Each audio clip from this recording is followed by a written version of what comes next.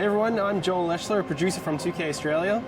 Hi everyone, I'm James Lopez, producer at Gearbox Software. And we're here to show you a walkthrough of our E3 demo for Borderlands, the pre-sequel. Hope you enjoy it. Alright, so we're actually going to be playing through as Wilhelm during this playthrough, and we're selecting his action skill now, which is his ability to spawn these two drones, Wolf and Saint. Wolf is an attacking drone, while Saint is more of a buffing regen drone. We're going to go down the Cyber Commando skill tree. This one's really cool because if fans remember Wilhelm from Borderlands 2, he was just a giant loader with a human head on top. But in this game, it's his origin story, and he starts out just as a man. But you have the ability by going down this skill tree to start turning him into that giant robot that he was in Borderlands 2. We're selecting the Power Fist skill here, and you'll see that they actually replaced his arm with this robotic one. This one's really cool because it'll deal extra melee damage, and you can actually attack enemies from further away. And if you look at the Shock Absorbers one, which replaces his leg with a robotic leg, this allows you to shoot and reload while you're sprinting, which can come in really handy. The Meteor Slam is also really useful because the butt stomp or ground pound or slam or whatever we're calling it today is really, really powerful in Borderlands pre-sequel. When you're playing in low gravity, you're able to do this huge amount of damage when you slam down to the ground. And that's about all the skill points we can use right now, but we're pretty close to leveling up again. So when we do, we're going to show you the Vengeance Cannon, which is Wilhelm's capstone skill inside the Cyber Commando tree. Yeah. If you have a look here, we actually just shot an air geyser, and when these are shot, they shoot out this oxygen, which replenishes your Oz kit, but it also propels you up in the air. And the higher you get, the more damage you can do from your butt stomp. So if you hold that crouch button, you slam down on the ground, you deal this huge amount of damage to enemies on the ground. Yeah, geysers are a great way to do a slam immediately instead of having to kind of like prime yourself for it. You can hop on one of those and just immediately move off it and slam someone into oblivion if you want to. Here's another example of how the levels are informed by low gravity in Borderlands, the pre-sequel. You're able to do these massive leaps and bounds, and really you have a lot more freedom as a player. The scope of travel has increased so much. And we're able to use the air boost by venting some oxygen. You're actually able to go even further by propelling yourself forward or even higher. Yeah, and it's cool that we have these abilities. They obviously come with some cost on the oxygen meter, but we get plenty of ways for you to get that oxygen back. You know, we've got oxygen canisters that drop when you kill enemies. We have the air geysers. We have other like cracks in the ground that air can come out of. They won't give you that jump, but they will give you back your oxygen. We also have oxygen generators, and even like certain Oz kits will allow you to create an oxygen bubble whenever you do a slam attack. Now these enemies that we're fighting at the moment, the Kragans, they're some of the moon beasts. They're essentially these moon rock monsters, but because this is Borderlands, they absorb elemental attributes as well, and these ones have absorbed cryo damage. We have a lot of liquid methane around this area of Elpis, and they've kind of inherited those abilities, and they're kind of doing cryo damage towards you. But you have the ability to kill them, but what's really interesting about these guys is when you kill them, they actually shatter into two smaller Kragans. Yeah, so you might start off one-on-one and feel like you've got a pretty even fight, but as they break into smaller groups and become more numerous, you might have a really big fight on your hand. Alright, why don't we try and show off Wolf and Saint here, Wilhelm? Alright, so Wilhelm just deployed Wolf and Saint. Those are his two drones. Wolf is going to go out and cause some trouble. Saint's going to stay fairly close by to replenish Wilhelm's shields as if they ever drop. Now, our Wilhelm player is pretty pro, so you know, might need to get a little bit more challenging fight for him. You can see these beautiful ice particles. With the new cryo element that we brought into the game, you can freeze and shatter any enemy, and depending on which angle you attack these guys from, they're actually going to float off into the low gravity in that direction. If you slam down an enemy while they're frozen, you're actually going to split them in half and watch their ice chunks float off. Yeah, that's really cool because the way that they shatter is always kind of customized to like whichever way you hit them. So it never really gets old. It's always different each time. It's really fun. Now, our current objective in this particular level is to redirect some liquid methane. We need to get to the Drakensberg, which is this derelict Dahl ship where we've been informed there's a military AI that we can use. Jack wants to build up this robot army. He needs this military AI to use it. So we're currently trying to redirect this methane to cool off a lava river. Now, we were just fighting the Kraken, but over here you can actually see that some of the scavs are actually riding them, which you know, you gotta watch out for because you have two enemies attacking you, and whenever you kill one of these Kraken riders, you might get a couple of little Kraken riders coming out of them. You see, Wilhelm was also using these jump pads. So along with the oxygen geysers, we have these dial jump pads which are placed throughout the levels, and some of these shoot you straight up into the air, and other ones kind of propel you really far forward. Again, if you manage to chain some of these together, you can get really, really high and do a slam, which does a massive amount of damage. Look at some of these guys, you'll see that some of these scavs have this sort of orange bubble over their head. That's their oxygen bubble. That means that if you crack that bubble, then they're going to take oxygen damage because they're not able to breathe. Which is a really cool way because you can kind of do a hit and run. You don't have to worry about necessarily about finishing them off if you're taking too much heat. You can just wait for them to asphyxiate. But some of these guys also have shields and air bubbles, and so they're a little more of a stronger fight. You have to watch out with those guys because they're more dangerous.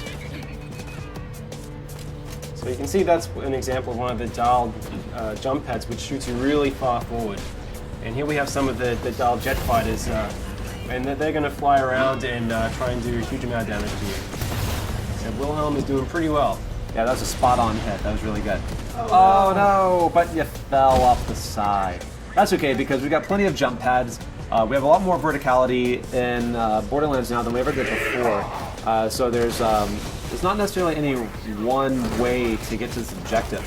Really, all you have to do is just find either a jump pad or a way to jump from platform to platform. Yeah, something really great about the low oxygen, it allows you to traverse these maps really, really quickly. So because you can make these massive leaps and bounds and you have these jump pads, you're able to get from one end of the map very, very fast and really get an edge on enemies. All right, now it looks like we just leveled up. So we're going to go and put that skill point in Vengeance Cannon. That's really interesting because if you take a certain amount of damage, Wilhelm responds with the Vengeance Cannon and can do a great amount of damage within a pretty generous period of time. You have about 30 seconds of action on this. It can come in really, really powerful when you're under the pump. Yeah. So you can see now we're actually redirecting this liquid methane, so we should be able to go over and try and freeze this lava lake.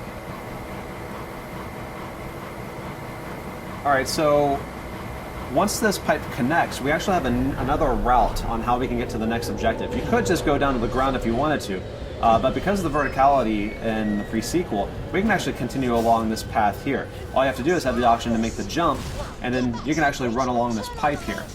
So there's plenty of ways to explore this map and get pretty much to anywhere you need to get. Yeah, it's really cool as well. Our level designers have built the map so, especially when you're playing co-op, you can have each player, they can approach each of these sites from different angles. So we could have taken that pipe all the way along while Athena went down by the ground and went over to the by the jump pad. Yeah, people that are especially fond of sniping should keep an eye out for these kind of opportunities because you get a superior angle from which you can snipe off those oxygen bubbles or just do just a bunch of damage in general. Yeah, absolutely. So we're going to continue along this way, and Athena's going to continue on the ground, and they're both getting that. She's going to jump across this chasm here, and we're going to get on to the next big fight. Yeah, we should be able to ambush these guys by taking them from two different angles. Once Wilhelm, finds a way to jump over this. There we go. All right, so in this area here, we've got some jetpack scavs. We also have some guys that are on foot. You actually see a scav that Athena just killed just flying off in the distance. And he'll go on like that for quite some time. Yeah, if he still has any life left in him, he's getting pretty beautiful. Oh, yeah. Awesome. Oh, no. Athena's down. Hey, Wilhelm, now why don't you go ahead and revive her using the oxygen? Yeah. So you kind of have these cool tactical decisions. You can revive your downed players faster with oxygen than if you just do it the normal way. But that obviously comes at a cost. But sometimes it's really good to get them in the fight faster. Beautiful. You can see we have these jetpack scavs, so all of the enemies on Elpis can take advantage of the low gravity just as much as you can. So if you're getting protection behind cover, they can actually jump over and stomp on you and invalidate your cover just like you can them. We really wanted this gravity system to go throughout every single feature in the game. did a pretty awesome butt stomp there. Yeah, that was solid. Here's some of our new vending machines that we're just kind of teasing as we run by them, but you can see more about them later on. All right, we're coming into the processing plant now. This is actually where you just directed the liquid methane to, and it's really important that you do this because we're going to use it to freeze a lava river so we can form a natural bridge that we can cross over to the Drakensberg, which is in the next map. Now this has a lot of enemies in it. Definitely a good time to bring out Wolf and Saint. Yeah, try and use those jump pads to get a height advantage of the players as well. If you stomp down. He just shocked that scav when he did that ground pound because of his because of the Oz kit that he has. It's really cool because each Oz kit can have a variety of features on it. Some of them will do your basic oxygen extension, but some also add elemental attacks. Some will create oxygen bubbles whenever you do a slam. There's a lot of layers to this because it's really important to us that our gear be relevant and offer some really cool stuff. Obviously, these sort of varieties are really important to us. Whenever we added the ice elemental, this also is represented across all gear items. So you've got it in shields, you've got it in grenade launch, you've got it in guns, and we also have lasers. Lasers support all the elementals, so we've added even more bazillions of gear. Yeah, you can see right here we have an ice laser. So we're able to shoot this beam, this kind of freeze ray, and then we can butt stomp and hopefully shatter this guy. Getting close. Nearly. Uh-oh. Remember, the higher you get, the more damage you're going to do. So, very close. Can you just take out kill? Yeah. That's okay, though. It's always next time. So it looks like we cleared out the enemies here.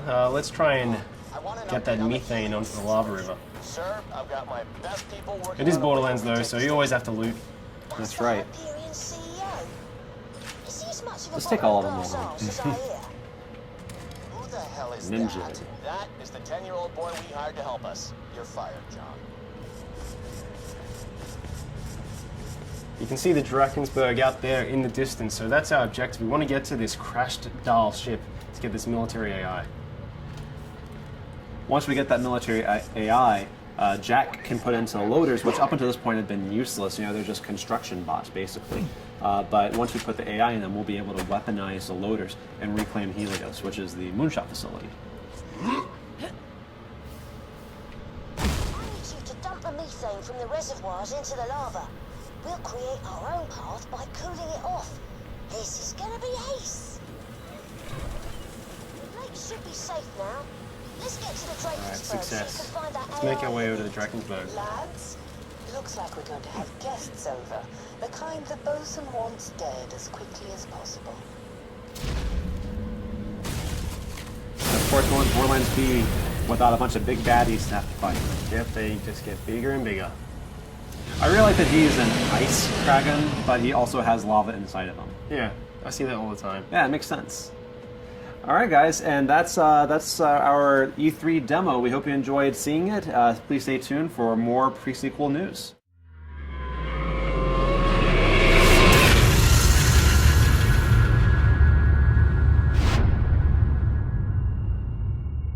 You coming?